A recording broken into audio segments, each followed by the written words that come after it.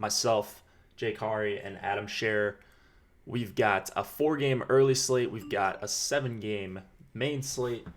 Some pretty decent contests. It is the first day of football, so you're going to see the contests get smaller. But want to give a quick shout out to Yahoo Daily Fantasy. They're still running some of the lowest management fee contests for MLB in the industry, as you see here. Got this $10, you got the $15. But of course, we've got to talk about their football contest, the Week 1. It is called the Week 1 Baller. And let me find this right here. NFL, $25 entry fee, 10 entry max. This is the best part of the entire tournament. Besides the flat payouts, 0% management fee, $1 million in prizes. This might even overlay as well.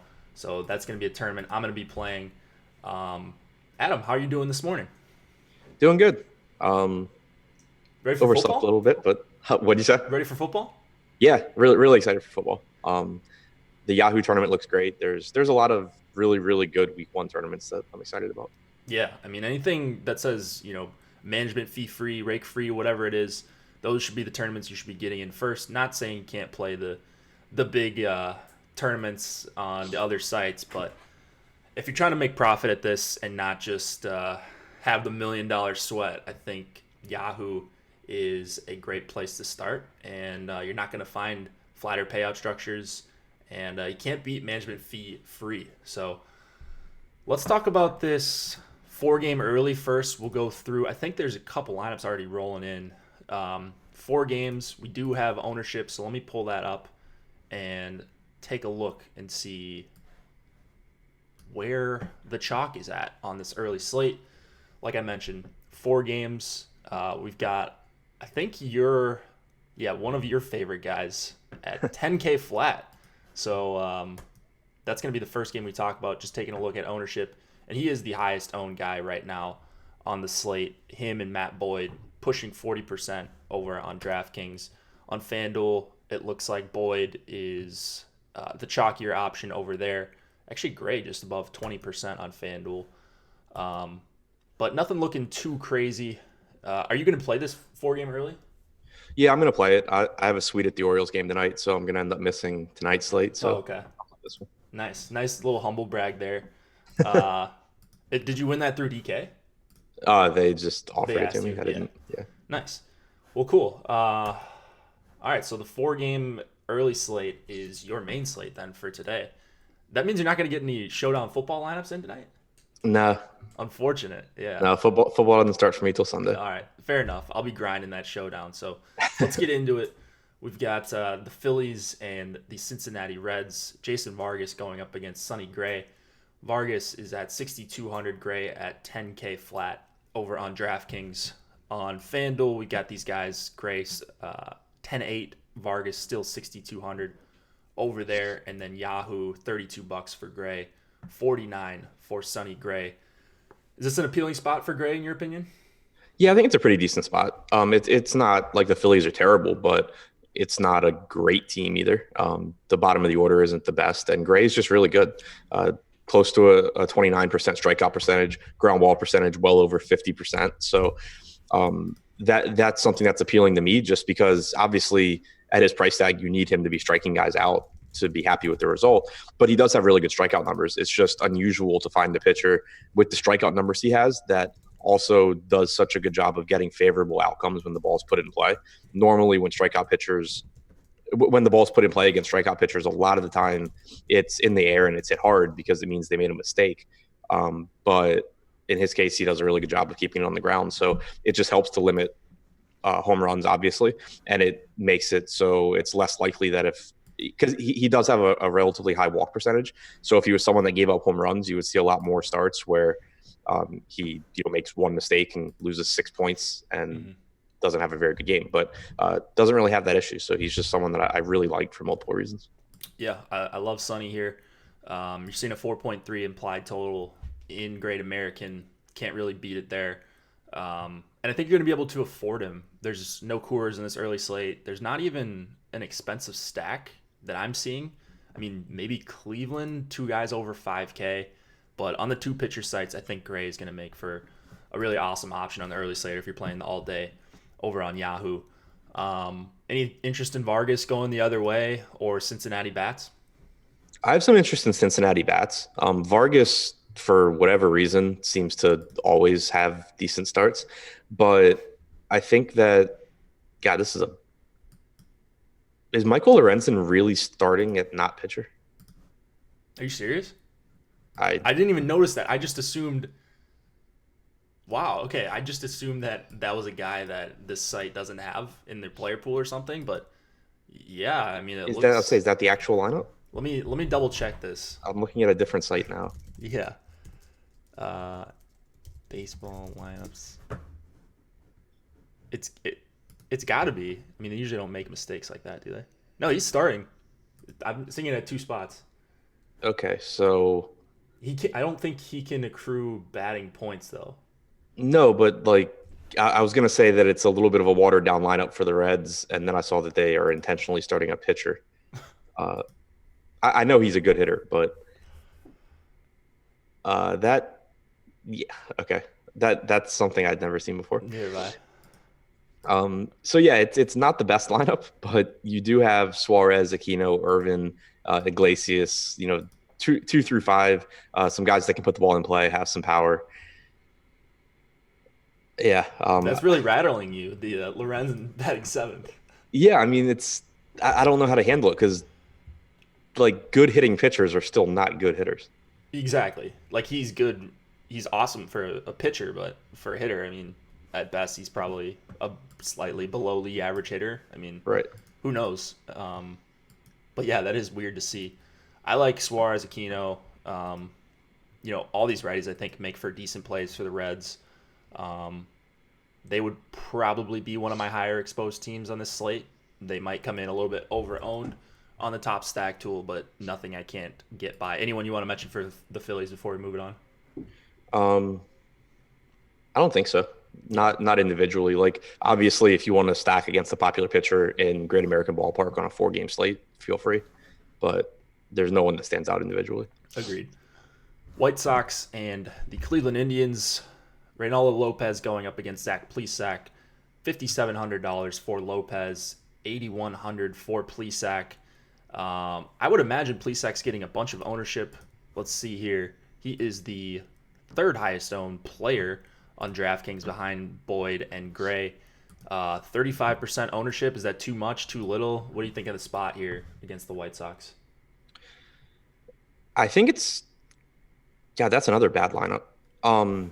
It's okay. Like the mid-range at pitcher on this slate is pretty much non-existent. So taking a pitcher against the White Sox is fine. The thing that scares me though is that teams that do have a lot of strikeouts and a lot of power, when you take a pitcher like Plesac that doesn't really strike guys out, he has an 18.6% strikeout percentage and 1.66 home runs per 9 for the season.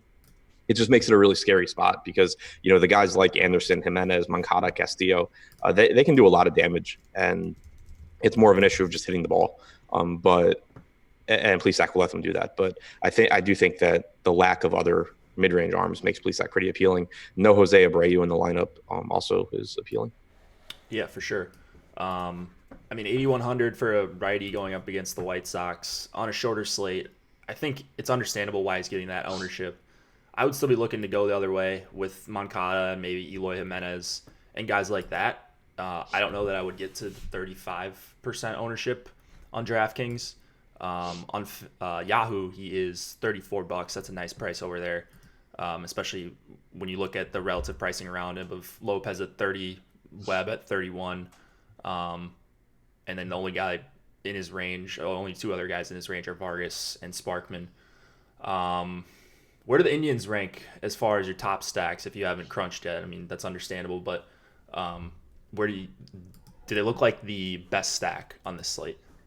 Yeah, I haven't crunched yet, but I think so. It's not as I have a little bit of respect for Lopez. So, like, if the Indians were to get tons of ownership, I would feel okay about getting away from it.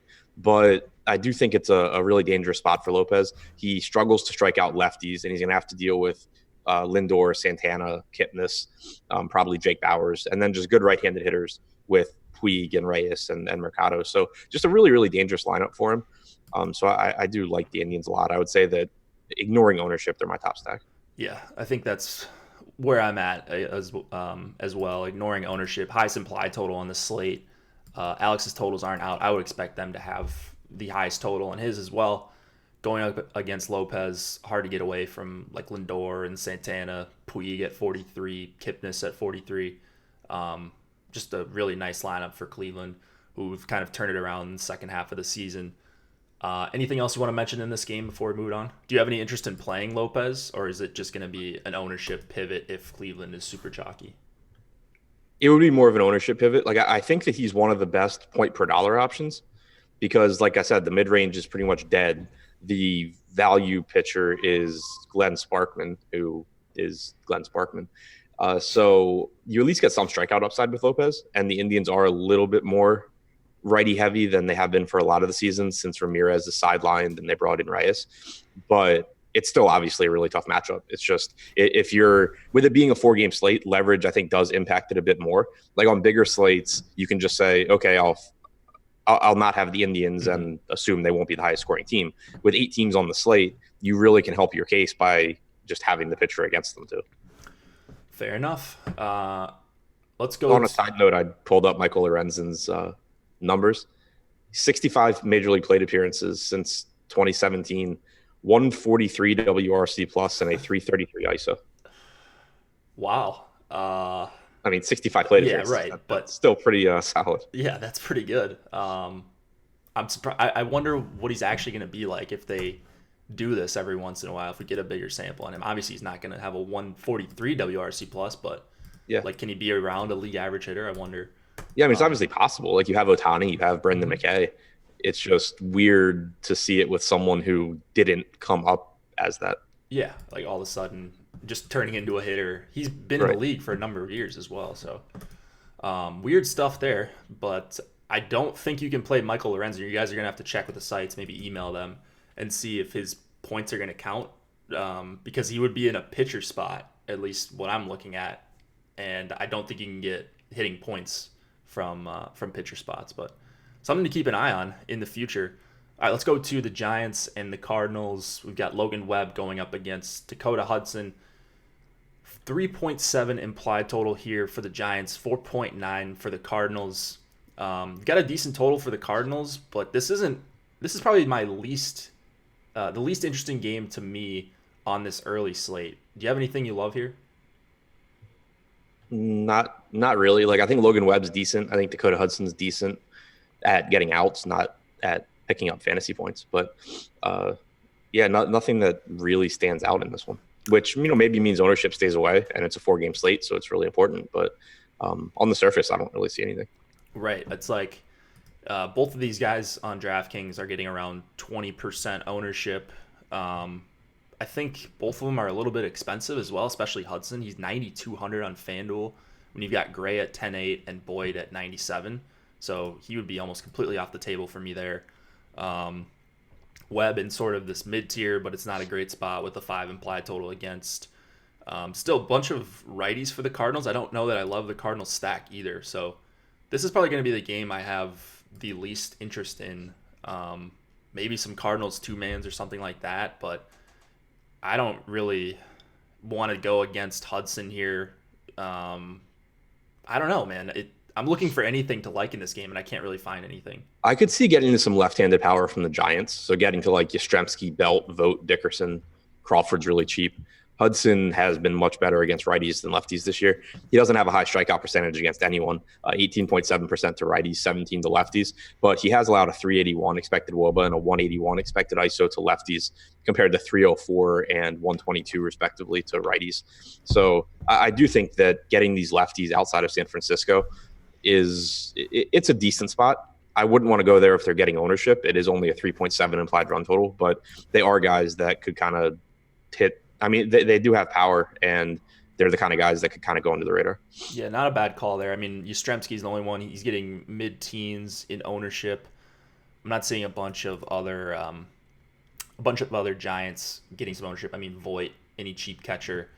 If he's gonna go, maybe a guy that gets ownership if he bats cleanup. But yeah, the Giants are going to be pretty low owned. You can maybe target some lefty power against him, against Hudson here. Let's go to Tigers and the Royals close out this early slate. We've got Matt Boyd going up against Glen Sparkman. Boyd, the highest K percentage of any pitcher on this early slate. Actually, I think the highest K percentage of anybody pitching today, including Strasburg. 31.6%. You know, he gives up some power, he gives up some home runs here and there. But do you like Boyd here against the Royals? It seems like Boyd never gets respect from Vegas. And it maybe has to do with his bullpen, but 4.7 implied total is pretty decent against a really good pitcher in Boyd. Yeah, I met on the podcast with DMAC last night. I said that I thought that you should pretty much just play the ownership game between Boyd and Gray, and we have them projected for like identical ownership. So I guess that cop out of an answer isn't going to work. But I have them projected almost identically. The one thing that I think puts Gray a little bit ahead of Boyd, for one, so on DraftKings, he's less expensive. On Yahoo, Matt Boyd's price tag is still broken, so he's $8 less. If they're going to be the same ownership, then obviously you'll give a little bit of priority just to the cheaper guy. But Boyd's the opposite of Gray in that he strikes out a lot of guys, but he does have legitimate home run issues. When the ball's hit against him, it's barreled up and it's hit for power quite a bit, and you can see it. He's allowed 1.96 home runs per 9 this year, and it's not the best matchup for avoiding home runs. Merrifield, Mondesi, Soler, Dozier, these guys all can do some damage. McBroom and Starling are far from good hitters, but they have a little bit of pop from the right side. So I think that that's one negative for Boyd that Gray doesn't really have. I really like both pitchers a lot. They've been two of my favorite guys this year, but I think I would give a slight edge to Gray, except for on Yahoo where Boyd is a lot less expensive. Yeah, I think I agree with all of that. Just looking at the implied totals against, the edge goes to Gray. I mean, the K percentage goes to Boyd, but Gray doesn't give up much power. Boyd does, and it is a pretty good Royals lineup. I think maybe you were talking about it, or Lofty was talking about it last night, that the Royals lineup does look better. At least they've got some above average hitters in there at the top of the lineup, and then some power, as you mentioned, throughout, even though they're not great hitters. So don't mind targeting some Royals bats. I think I'm going to have more Gray than Boyd at this point, unless the ownership starts to separate between those two. But I think Boyd makes for a perfectly fine option, just not the best option on this slate. Which KC bats are you targeting against? Is it Merrifield, Mondesi, Soler, Dozier, top four? Yeah, top four. Ryan McBroom's 2,300 on DraftKings. I don't know that you really need those savings, but that's really cheap for a hitter batting sixth. But yeah, top four are the ones that stand out. Dozier and Soler, they're all really cheap. Like Mondesi's 5K, which is underpriced for him. But Merrifield, Soler, Dozier, 4,400, 4,500, 4,200. That's a lot of power for not a lot of money. Indians lineup just came out going very, very lefty heavy. Only 3 righties in there against Lopez. So that's a favorable lineup then for Cleveland stacks then. Yeah, like getting Mike Freeman in there isn't someone that you love rostering in DFS, but it is another left-handed bat. They have Greg Allen in the lineup. Bowers is in there. So, yeah, I think that it's at the very least, it's a tough lineup for Lopez. All right. Any Tigers hitters? We didn't really talk about Sparkman. I guess he's probably in play at 4,800 on DraftKings. He's 26 on Yahoo, but with some other guys around that range, if you're playing the all-day slate, I don't think that he's super necessary. You could go to Plesac for $4 or $8 more and find some value elsewhere. But what do you think you're going to do with Sparkman on a site like DraftKings at 4,800? If he's not getting a ton of ownership, right now we have him at 15%. I don't think I'll mess with the Tigers too much just because they're not a great team. The one thing is that you probably can stack the Tigers with Boyd plus Gray, which will give you a nice lineup. I assume that'll be a decently popular combination amongst Tiger stacks though. But they do have a 4.9 implied run total, which is tied with the Cardinals for the third highest on the slate. They're really bad, but they're cheap and Sparkman's terrible. So they're the type of team where I could really easily see them being more popular than they should because they offer good value, but it's not the worst spot if people are going to stay away. Yeah, good value for sure. I would guess that they're going to have one of the higher value ratings across the board on the top stack tool for the early slate. Probably over-owned as far as being the top stack, but I think as fillers, it's kind of tough to avoid these guys just because the value is so obvious. They're a team like the Marlins yesterday that I got to a bunch. You also got leverage against Trevor Williams last night, so it was a little bit different, but I think Sparkman's going to get some ownership here. He's at 15% right now, but I do like Josh's boy Candelario. You've got just a bunch of guys with the platoon split at the top. I mean, they're not great hitters, but this is DFS, and they make sense because they're going to allow you to fit in Gray and Boyd, who I think are going to be, at least one of those guys is going to be on pretty much all of my lineups on the early slate, I would imagine. So going to need a couple value bats here and there. All right, let's move it on to the main slate. Actually, before we do that, just want to mention, if you guys go to this article, Emacs Spotlight Hitters and Stacks articles, you can figure out how to get $30 of Yahoo Sports rewards points, up to $30 in free money that you could use on the football contest, maybe the $25 baller, $1 million baller for this weekend.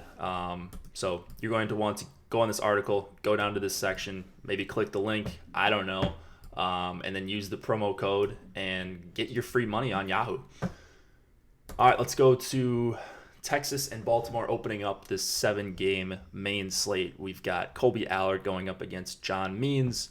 4.7 implied total for the Rangers, 4.9 for the Baltimore Orioles. I was running crunches this morning for the cheat sheets, Adam, and your Orioles were coming up quite a bit. Do you agree with that against Allard here? I think it's decent, yeah. I was kind of surprised at how their lineup actually looks now, like against left-handed pitching, now that you have Trumbo, because it's already been a pretty decent lineup. Alberto, Mancini, Santander, Nunez, Villar, Severino, 1 through 6 is really not a bad collection of hitters. Then you add Mark Trumbo in there too, and suddenly you have 7 right-handed hitters that, have some semblance of power or above average hitting ability. And it's actually a pretty formidable lineup. So they're affordable. Allard, I think, is a decent pitcher. I think he could be pretty good in the future, but still not a finished product. So yeah, I'm with you on the Orioles. Yeah, just price compared to the implied total. I mean, Alberto stands out as a possible cash option, as does Mancini at 4,200. If you're looking at a site like DraftKings, over on Yahoo, they are also priced pretty favorably. A lot of mid-tier guys: Santander 18, Alberto 18, Mancini 16. Only guy that's expensive is VR, and then they don't have Trumbo in the player pool, unfortunately. I haven't heard Trumbo's name in what feels like 3 or 4 years, but this is a guy who's always been able to hit for some power and makes for a nice addition in a stack against a guy like Allard. So I like the Orioles a lot here. It'll be interesting to see where they end up in ownership, but of course, feel free to catch us on Live Before Lock. It'll be myself and Chris Spags, and we will be breaking down ownership, weather, and all that. Anything of note on the main slate tonight at 6 Eastern, and then you and Laffy will be on the deeper dive at, 5 Eastern today because it's a pretty short slate. What about the other side? Means 6,100, does that pique your interest at all? And then any Rangers bats? I know you don't like them much against lefties, but you making an exception here? I think Means is pretty interesting. The one thing that's disappointing is that there's a good chance that you get a very right-handed heavy lineup from the Rangers, and Means is okay at limiting production to righties, but the strikeout percentage takes a major hit. But the reason why I like taking lefties against Texas is that most of their right-handed hitters aren't very good, and their best hitters are left-handed, and either not going to be in the lineup because they're injured or because they're just on the bench. And if they are in the lineup, like Chu and Calhoun, Means is just good at striking them out. So I think the price tag is really favorable on Means at 6,100 on DraftKings. I think that if I do end up playing the slate and just going to the game late, I'll probably have a lot of Means. Yeah, I think I'm going to end up with a lot of Means as well. Ownership not out of whack right now. He's in the 20% range with a bunch of other guys in the the 5 to 7K tier. So it's not like we project him as crazy chalk right now. And assuming that's the case, I think I'm going to be well over the field on Means. Do like targeting lefties against Texas. I think Means is a decent pitcher, and 6,100 on a team that I think is going to score a lot of runs tonight. So go Orioles tonight. Orioles onslaught for me. I'll be firing that up in tournaments, and yeah, it's gonna be great. Miami and Pittsburgh. We've got Eliser Hernandez going up against Dario Agrizal. Hernandez at 6K. We've got Agrizal at 5,300. Couple cheap guys here. Do you have a favorite here? 4.9 implied total for the Pirates, 4.2 for the Marlins. So we've got the Pirates being favored as minus 142 to win this game. Do you have a preference between the two? Agrizal, just because the matchup's better. Yeah, fair enough. But it's tough. Like Hernandez is a pretty decent strikeout pitcher, 23.6% strikeout percentage this year. Agrizal is not. He has an 11.4% strikeout percentage. So it's a really, really brutal pitcher. It's really going to test, kind of what we can get away with taking a pitcher against the Marlins. Right. We've seen righties have, well, a lot of pitchers, but especially righties have success against the righty-heavy Marlins lineup. Right now in this projected lineup, they're expected to have just one lefty, Neil Walker, switch hitter. If that's the case, plus the pitcher spot, I think Agrizal becomes hard to avoid, but I can't imagine him going under the radar at all here, even despite the 11% K rate. So right now he's a little bit lower than Means, but still one of the more popular options in this 5 to 7K tier, this low tier. I think I prefer Means over him if I can get to the $800, just because Means is a better pitcher, and if the ownership's going to be similar. Like, I just hate taking a chalky guy with a low K percentage just because the matchup's decent. He's still not a good pitcher, Like, yep. And there's, it's not a core slate, so maybe you just don't need to go to the $5,300 pitcher, and if he scores 10 points, you're at an advantage. Because it's probably not a slate where, like, it's not one of those slates where you have a great offensive game in Texas and then Coors and then Boston or something like that. So it's unlikely that you need just nothing but expensive bats. Right. I guess, like, the only reason you would need to get to this guy with any sort of regularity is if you're going to a team like Boston is the only team I see with a bunch of 5K plus guys. But you look at, like, Milwaukee and just the good teams on the slate, the Twins, they've got a bunch of value in the lineup. Even the Astros look to be priced down a little bit for whatever reason. So I don't think it's going to, like, I don't think he's that much of a necessity. I think I can make it work with Means and maybe a guy like Pruitt or someone that we could talk about later. Do we have this Tampa game on here? Oh, we do. Okay, a bunch of 7:10 Eastern starts. I was thinking the Brewers game got me messed up. It's usually an 8:10 Eastern, but that's going to be the game we talk about next. Any hitters in this game? I think the Pirates are kind of interesting. I have respect for Hernandez, but he's far from a lights out pitcher. Has a 4.5 Sierra, and the Pirates are just a pretty decent offense. Nice combination of power and guys to put the ball in play. Kevin Newman, I expect to be back in the lineup today. He pinch hit for Jacob Stallings last night, so I assume he's good to go. That would be another good hitter in the lineup. Yeah, I really like Josh Bell. He's kind of the one guy I really want to target against Hernandez. Not wild about the stack for Pittsburgh, but they're a team I rarely get to. So we'll see if that changes tonight, but just wanted to mention Bell, 4,800. I think he's reasonable on Yahoo as well. I think he's in the $20 range. Yeah, $19 for Josh Bell. They're expensive on Yahoo, the Pirates are. So hard for me to get there as a full stack. But yeah, let's move it on to the Cubs and the Brewers. We have Jose Quintana going up against the Brewers. I swear he starts against the Brewers like every other start. But anyways, he's 10-5 going up against Milwaukee. Chase Anderson, 6,400 against the Cubs. 4.9 implied total for the Cubs. 4.7 for the Brewers. Quintana at 10-5, he's super overpriced, right? Yeah, it's just really tough to get to that salary. Like he doesn't have really anything that justifies it. He's struck out 20.6% of hitters this year with a 4.5 Sierra. From a run prevention standpoint, that puts him almost identical with Eliezer Hernandez and with a lower strikeout percentage. So it's just really, really difficult to justify. Like, he's priced up solely because there's a lack of other good pitchers on the slate, but it's not a great matchup against Milwaukee. He's not a great pitcher. It's a really unlucky scenario if you don't roster Quintana and he ends up being the guy that you needed to have to win a tournament at that price. Yeah, just like Laffy and I, when we first started doing shows last year, I would always talk about at the end of the year, it's like, what does this guy have to do to kill you in terms of not rostering a 10-5 Quintana? And like, he has to have a 95th percentile outcome in order for him to even matter on this slate. I mean, not a high strikeout pitcher. It's not that great of a strikeout matchup. It's a good team going on the other side. I mean, he's got to basically pitch perfect for what he's capable of. So, I don't know. I think he's got one crazy high upside game. I think he had like a 14 strikeout game against Philadelphia. But even if he gets, 20 plus here, he's not going to hurt you. So I'm not going to Quintana here. Chase Anderson at 6,400. I'm assuming we like Means a little bit better than Chase Anderson against the Cubs, but maybe I'm wrong here.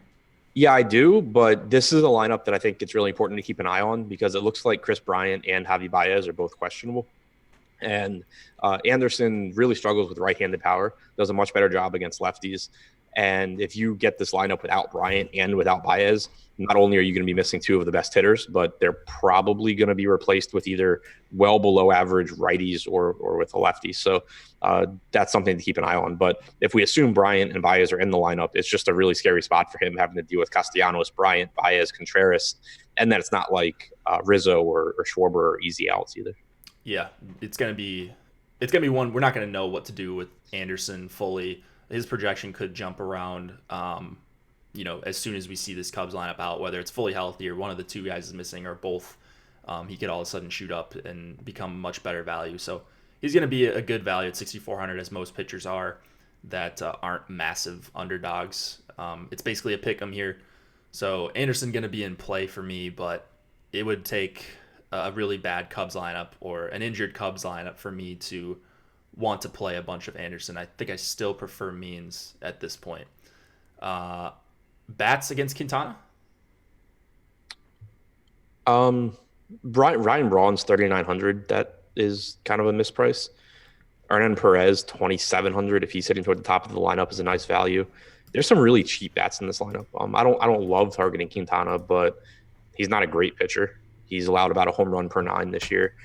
So I can see using these guys as some value. Yeah. I mean, Grandal sticks out to me. Has he has he been better against lefties this season? Do you know off the top of your head? Not sure off the top of my head. I can look reasonably quickly. Yeah. Because I know he was pretty bad when he was with the Dodgers for a while there against lefties, and they would play Barnes instead of him. But I don't know if he's turned that around. Anyways, I still think this year he has 164 plate appearances, 120 WRC plus, 221 ISO. Not bad. Yeah. So he's more than playable for 3,700. You mentioned Braun. Can always play Yelich, but pretty tough to get to him against a decent pitcher at 5,400. If you're not just since last year, 114 WRC plus, 202 ISO. Nice. All right. Anything more before we head out to Boston? No, I mean, so to reiterate that I do like the Cubs too if they run out a good lineup. Yeah, you want to see Bryant and Baez in there, but even if they're not in there, you could still take a chance with, Wilson Contreras at 42 or Castellanos at 45, right? Yep. Twins and Red Sox, we've got Martin Perez going up against Nathan Eovaldi. 5.3 implied total for the Twins, 6.4 for the Red Sox. This is a series I've been on really heavily with the bats, and I don't think that's going to change here. Big totals. I think the highest game total tonight or on the entire day. Where do these two stacks rank for you, Twins and the Red Sox, two of the higher implied totals on the slate? Love the Red Sox facing. I mean, I like both teams, but love the Red Sox facing Perez, just a complete middle of the road pitcher. Lefty, doesn't get a lot of strikeouts, not great at anything, and now having to deal with Betts, Bogarts, Martinez, Travis, Vasquez in Fenway, not to mention Devers, who just hits everybody. So I think that there's a good reason why Boston has a 6.5 implied run total and has the highest total on the slate. Then on the other side, Eovaldi, I think, has talent as a pitcher. Really hard thrower, would be better if he had more movement on his fastball, or would commit to throwing his splitter more, or get a better breaking ball, or do something other than just throw hard. But the Twins, obviously a really, really good offensive team, will be better if Kepler and Polanco crack the lineup. Looks like they're both questionable as well. But, those two, Cruz, Rosario, Sano, Crone, like there's so much power in this lineup. I really like both sides.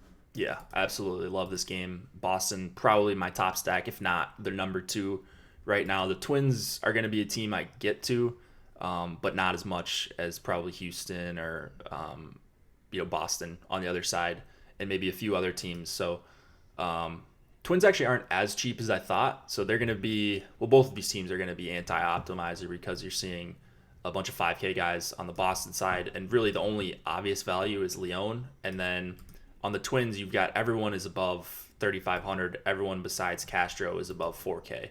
So a little bit difficult to get to. But there's not that many expensive pitchers to pay up for. There's really only one guy, I think, that's in play above 10K. So hopefully going to get to these teams a ton. I don't see any reason to avoid them. Looking at the ownership right now for this game, see if anybody jumps off the page. Mookie at 5K, his price is still broken. He's getting over 20% ownership, and then JD in the high teens. After that, it looks to be pretty good. No one on the Twins above 10%. Nelson Cruz right at 10. So right now, the ownership I don't think is where it should be. So I'm looking forward to stacking up both of these teams. Yep, totally agree. Toronto and Tampa Bay, we've got Trent Thornton going up against Austin Pruitt. Is Pruitt going to start this game? I thought he was going to maybe be the long reliever, but anyways, he's pretty stretched out. He threw 77 pitches in his last outing a few days ago. Well, he's fully rested, so not a few days ago, but 5+ days ago. $6,900 going up against Toronto. He's a -186 favorite. We know he can go 5+ innings and possibly get you the win here. Do you like Pruitt here? Not a ton, but Toronto's implied run total is lower than I expected it to be. It has come up a little bit overnight, but still only 3.8. At AAA this year, Pruitt struck out 23.6% of hitters. In the majors, he's at 21.3%. He's decent. The Blue Jays are an okay offense. I guess the salary's okay. The park is good. Low implied run total. It's someone that I normally don't really get to all that much. Yeah, I see him. He's up there in ownership right now. I thought he might be lower owned when I was looking at this earlier, because he's more expensive than guys like Means, but I guess the win equity is something that attracts people. Of course, it should. Huge favorite for a sub 7K pitcher, and you're going to get I guess it's not even righty heavy anymore if they're going to have McKinney and McGuire in there, Rowdy Tellez, Smoke. So actually a pretty balanced lineup for Toronto, but so I had the wrong read on this game earlier. Looks like Pruitt's going to be popular. Right now, he is the second highest owned pitcher on the slate, behind a name that you won't be surprised by. So he's fine. Again, I think I keep coming back to All-Star John Means, $6,100. I think he's probably going to be one of my highest exposed pitchers, if not my highest exposed. So we'll see when Alex comes out with projections. But nothing bad to say about Pruitt. It's not like I want to stack up Toronto in this park, but we might want to stack up some Rays here against Trent Thornton. Any interest in Thornton or the Tampa Bats? Not really too interested in Thornton. He does give you some upside, like he's a decent enough pitcher, but it's just not a really appealing team to take him against. They do have a pretty decent amount of lefties in here. If Sogard's back, that's someone that drives up pitch count and is tough to strike out. Meadows is good. G-Man Choi has power from the left side. Kiermaier's okay. Good park, but I just don't think I'll get to much Thornton. Not sure I'll get to much Tampa either, though. Meadows, I think, is too cheap. Choi's underpriced, but it's just not a park that I really love going the bats in. I think that if ownership's going to be relatively low on the Fenway game, it'll be tough for me to get a whole lot outside of that. All right. Tampa just looks cheap to me, and Yeah. they're going to be nice fillers, I think, for a 5.3 implied total. No one that really jumps off the page outside of Austin Meadows at 4,600, but he's probably going to be the guy that everybody goes to there because he's a good value. Want to move it on? Last couple of games here? Yeah, sounds good.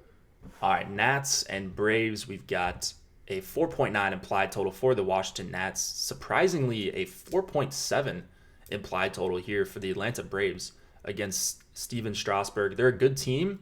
It's very good hitting weather, but I still expected to see a total in the low fours, not mid-high fours here for the Braves. Does that worry you at all for Strasburg? He's 11-1 on DraftKings. Just to give you an idea of the weather, 87 degrees and wind blowing out. It's not humid as we see sometimes in Atlanta, but pretty tough spot for a guy that is said to have struggled in warm weather, even though I'm not sure I buy into that. But what do you think you're going to do here with Strasburg in a tough spot? Yeah, no, I don't buy into the weather narrative that he can't pitch in like heat and humidity. Like the guy's pitched in Washington his whole career. Like every start he's made's been in humidity.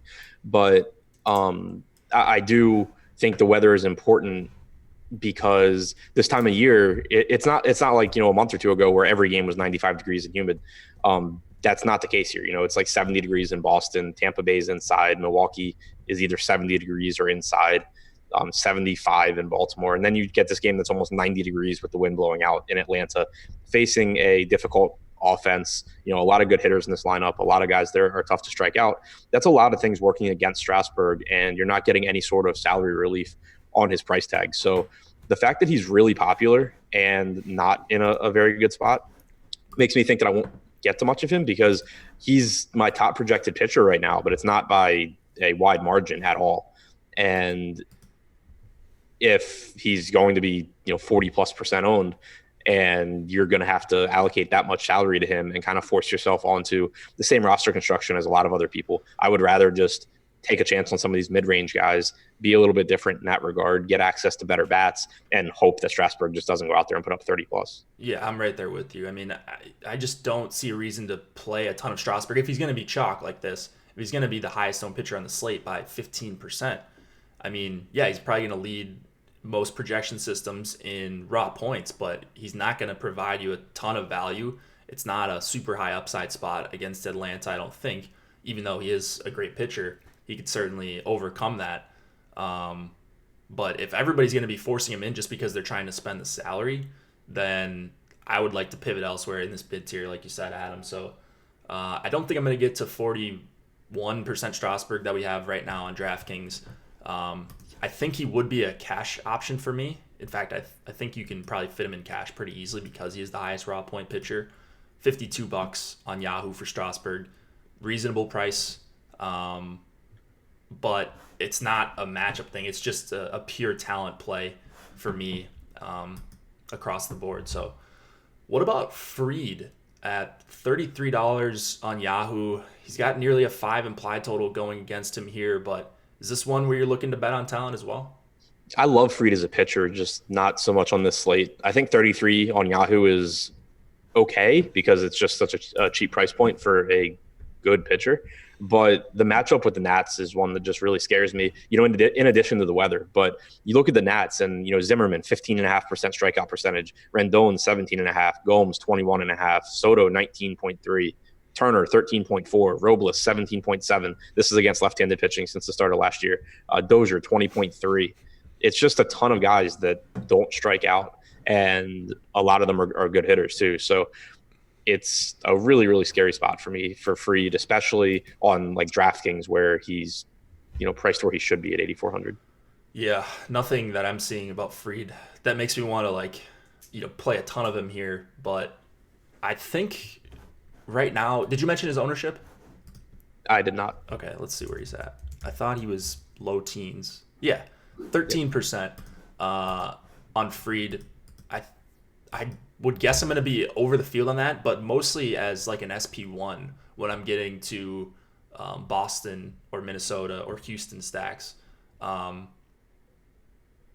it's weird because you've got this low tier and a guy's a bunch of decent options down here, but There's not a great mid-tier. Like, there's Martin Perez at 8,900 and then Fried. And those are the only two guys in the 8K range. So Yeah. I think I'm going to get over 13% on Fried. I doubt I get over like 20, 25, but scary spot, of course. Do you like the stack against him at all? I mean, is he the type of pitcher you'd want to stack up against? Not usually, because he's been the best qualified starter in baseball at limiting barrels per batted balls. Does a really good job of inducing quality contact when he's not getting strikeouts. And he has increased his slider usage recently, which has led to more strikeouts for him. So I normally don't like stacking against him, but I do like stacking the Nats pretty much every chance that I get. So if they're going to be really low owned, I can see doing it. But if they're going to get some ownership, then again, I would just have them behind Boston, Minnesota. I like it. And actually, if Strasburg's going to get 40% ownership, I would probably have Washington behind Atlanta too. Yeah, I think I would as well. Last game on the slate. Let's do it, and then we'll talk about everything we've got coming out the rest of the day and the rest of the weekend. I mean, just loads of content coming at you guys, so I'm trying to write it all down so I don't forget a ton of stuff, but we've just got everything for football coming at you tonight. Showdown, week 1, got ownership projections out. We've got the strategy show, all that, but we'll talk about that in just a minute once we get through Seattle and Houston. 3.7 implied total for the Mariners, 5.9 for the Astros, second highest on the slate right now. Marco Gonzalez at 7,500, Wade Miley at 9,900. Miley is $39 over on Yahoo, probably going to be in play as a cash option over there depending on what your build looks like. But going up against Seattle, can you make a case for Miley over Strasburg here? I think so. I think that they actually project pretty similarly. It's not that Miley's a great pitcher or anything. He just has the better matchup against the Mariners. You're probably going to get a lot of lefties in this lineup, and the righties, with the exception of like Tom Murphy, aren't really going to scare you. So I think that it's a really weird slate where I'm actually willing to pay $9,900 for Miley, and then on Yahoo, I'm certainly willing to pay $39. Yeah, man, I thought you might talk me off of Miley there a little bit. Right now, I mean, if he's going to be half the ownership of Strasburg and projecting within a couple points of him, which I would imagine he would here, full run lower implied total against Miley right now. And, I mean, just way, way easier strikeout matchup. Not way easier strikeout matchup, but it is an easier strikeout matchup. He's not as good of a pitcher, but $1,200 discount. I mean, I'll gladly take Miley getting over the field at 20% here as my SP1. The win equity is huge here. He's a minus 239 favorite. I mean, there's not much that scares you on Seattle. You mentioned the lefty bats. I'm seeing 4 in the projected lineup. We've seen them put out as many as 5 or 6, I think, versus lefties. Like, they seem to just not care. So all around great spot for Miley. As good of a spot as you'll see for Miley at nearly 10K on DraftKings. So he might be my highest owned SP1 tonight. We'll see. What about the Astros against Marco Gonzalez? We just stacking them up as much as possible? Yeah, Gonzalez is not a pitcher I love targeting against, but getting him outside of Seattle and going into Houston, which it's not a favorable park for hitters, but it does play up right-handed power with the short porch and left. And you're getting a fly ball pitcher that gives up a lot of pulled balls in Gonzalez. So a pretty poor park matchup, but like park fit for him specifically.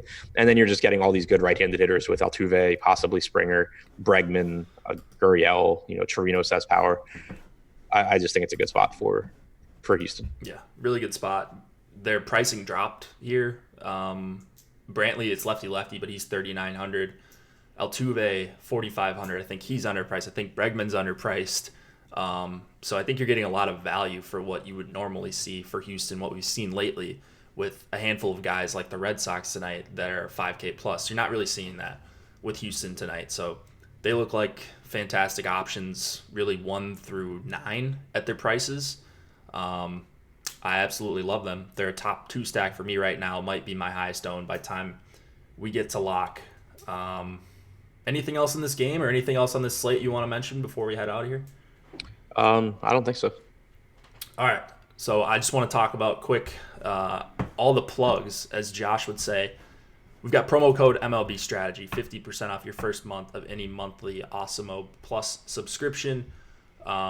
We've got the express packages. If you're not looking for like if you don't want to pay for everything on the site, we've got a sort of light package for you. Go check those out, see what that entails on awesemo.com/join. We've got a new join page. Check that out. Sign up for your football packages. Do whatever you want there. But we also have a showdown article from EMAC that is free on the site right now. Let me just go to the homepage and pull it up for the live viewers right now. Right on top here, EMAC breaks down everything you need to know for tonight's Green Bay Chicago showdown. I will be reading this and building my groups and all that because, like I said, I'm going to be grinding this slate tonight on DraftKings especially. We've got a live before lock tonight with EMAC and Ben Raza tonight at 7:30 Eastern. That's going to take you up until the start of the first game of the NFL season tonight. Of course, we have live before lock for MLB. We've got the deeper dive at 5 Eastern. We've got a free matchups article from Adam Pfeiffer. 13,000 words, I think, something like that. He did a really awesome job breaking down everything that you need to know for Week 1's main slate. You're going to want to get in the Yahoo Week 1 Baller Contest, $25 to enter, 10 entry max. You're not going to be competing against a bunch of sharks, and if you are, they only have 10 entries, so you're on a more level playing field, flat payout structures. Of course, it is management fee free. Someone helping me out in the YouTube Slack, so thanks Brad or whoever's behind the Osmo account, posting those links in chat. NFL strategy show coming up right after this. Not on this same link, but you just go to the Osmo.com YouTube channel, and that will be going live at 11 Eastern. It will be Laffy and Saul Vetri breaking down everything you need to know game by game for the Week 1 slate. So I'm probably forgetting a ton of stuff. We'll have cheat sheets out for MLB, but just go to Osmo.com and just click around, check out everything we've got. If there is a sport for DFS, we probably have it covered. So I do have one thing to add, not related to what you were just talking about, but while you were talking, I was pulling up Marco Gonzalez on Baseball Savant. Against right-handed hitters in Seattle this year, it looks like he's allowed 13 home runs. If all the batted balls that he gave up to right-handed hitters in Seattle had been in Houston, he would have given up 25. So really getting some help from the home park there. Yeah. Wow, that's a pretty interesting stat. So just right into the Crawford boxes, all these Houston righties, especially Altuve, Springer, Bregman, Gurriel, Diaz, Chirinos, Marisnik will probably get the 9-hole dong that EMAC loves. Yeah, man, this is going to be a good MLB slate. Of course, everyone's excited about NFL, ourselves included. Check out all the content we've got out on the site. And anything more to say before we head out of here, Adam? Nope, that's it for me. All right, good luck tonight, guys. Adam will see you back on the deeper dive at 5 Eastern. I'll see you back on Live Before Lock at 6 Eastern with Chris Baggs. Good luck.